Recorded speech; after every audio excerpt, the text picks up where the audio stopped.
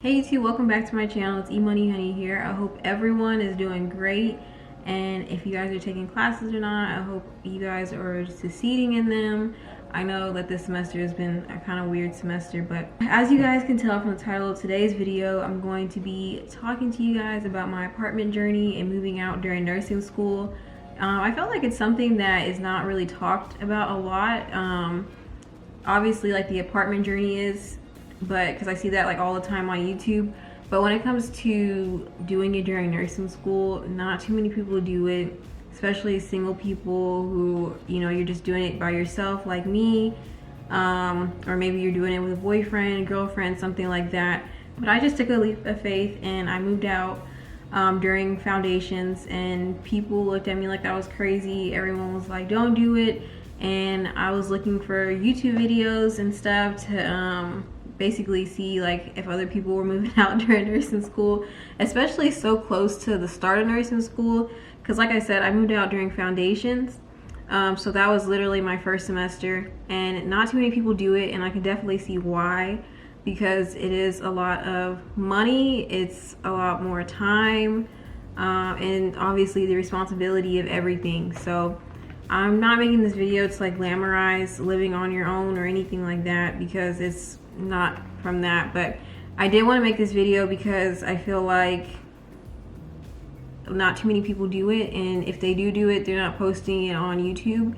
And during my journey, I couldn't post it on YouTube because I had so much going on with school and personal life and stuff like that. But I just did my first year of living here, and I'm really proud to say that.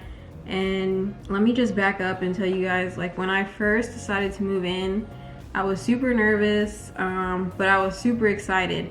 And like I said, I moved in during my foundations class, and I remember I was at clinical one day, and it was the same day that I was supposed to sign my lease. So I went to my apartment leasing office, which it wasn't even a leasing office at the time because they were still building it. They just used one of the extra rooms that they had, and I went and signed my lease for this apartment during my clinical lunch break. So yeah, I literally left clinicals on my lunch break and drove to the apartments, signed my lease, and went back. I just thought that was kind of funny, but like I was saying, I was nervous, I was scared. Everyone was like, don't do it, wait.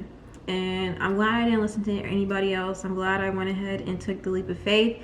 And that might not be the same for everyone, but for me, like, I feel like I made the right decision to move out. The first thing that I did to make sure that I was able to afford to move out was I wrote down all my expenses, the cost of rent, the cost of electricity. Water is free at my apartment, so I didn't have to include that in there. I included my phone bill, what internet was gonna cost me, cable, if you want cable. I didn't want cable, I was just gonna do Netflix because cable is really expensive, y'all. And what else? Car, if you have a car note, car insurance, I calculated all those things, plus groceries, plus emergency money. And I made sure that I saved up 6 months of that, so that way if I was to like lose my job or anything like that, I would be okay to stay in the apartment for that much time and hopefully have enough time to find a new job or get over whatever emergency that was.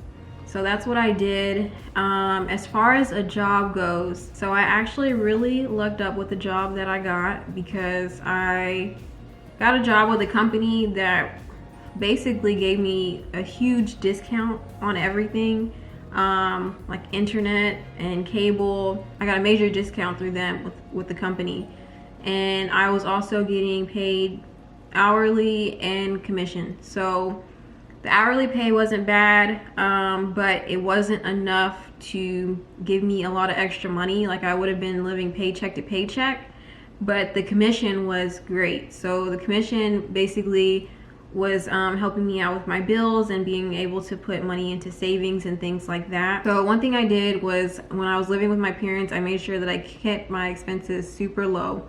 So I wanted a new car so bad, and I still do, because I'm driving the same car that I've been driving since high school. I knew at the time I didn't want like a car note or anything like that, so I made sure that I kept my car, you know, kept it running and took care of like the maintenance and all that stuff. so I didn't have to go out and buy a new car. But by doing that, that saves me a lot of money a month. And then keeping your car insurance really low. Like if you're paying a lot of money in car insurance or on your phone bill, make sure that you you know, get another quote for car insurance, rather that be with another company or something like that. And with my phone bill, I always made sure that like I stuck on a super cheap plan and things like that, and I didn't upgrade my phone. Like I had the iPhone 6s Plus, I think, for probably like 4 years before I upgraded my phone this year.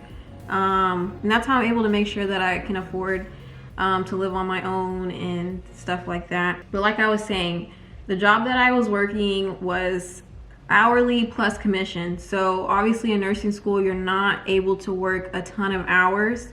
So having a commission paying job really benefited me, because whatever hours I wasn't able to work, the commission checks would make up for it, which I'm super thankful for that. And I feel like God really put me in that position to get that job, because he knew I wasn't gonna be able to work a lot in nursing school. So super thankful for that.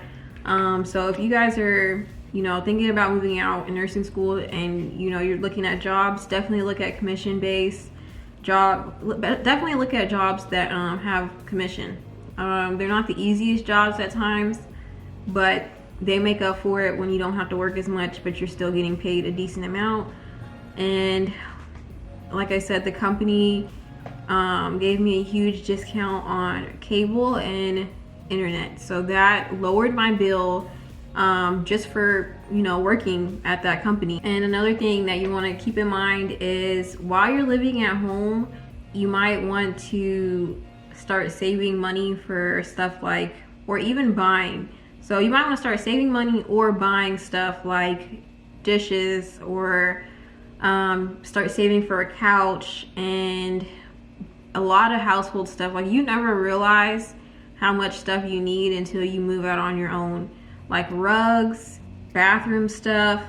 So when I moved out of my mom's house, I brought all my furniture with me because it was stuff that I had bought. So my entire bedroom set, my dresser, this right here, that my TV's on, that looks like a TV stand. Let me show you guys. Ooh, almost fell. That looks like a TV stand, but it's actually 2 nightstands pushed together, because I couldn't fit the nightstands in my bedroom, so I just put them in here and it works out great for me. So I didn't have to buy that, which was nice.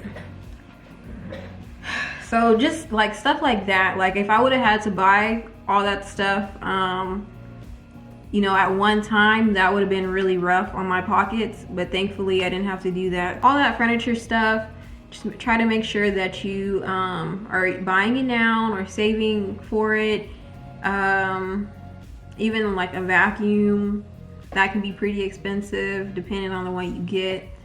You can even buy stuff like, when I was moving out and Bath and Body Works hand soaps would be on sale, I would go stack up on stuff like that and it would last me. But yeah, that's how I did it, and that is my main advice for someone who is looking to move out during nursing school. Keep your expenses low, requote, you know, your car insurance if it's too high, get a lower cell phone plan.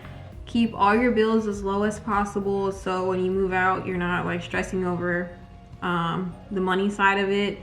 Getting a job that pays decently or pays commission on top of the base pay will help you. Working with a company that will help with your everyday expenses, like I said, the cable and the internet. Like I definitely have to have internet because I'm in nursing school,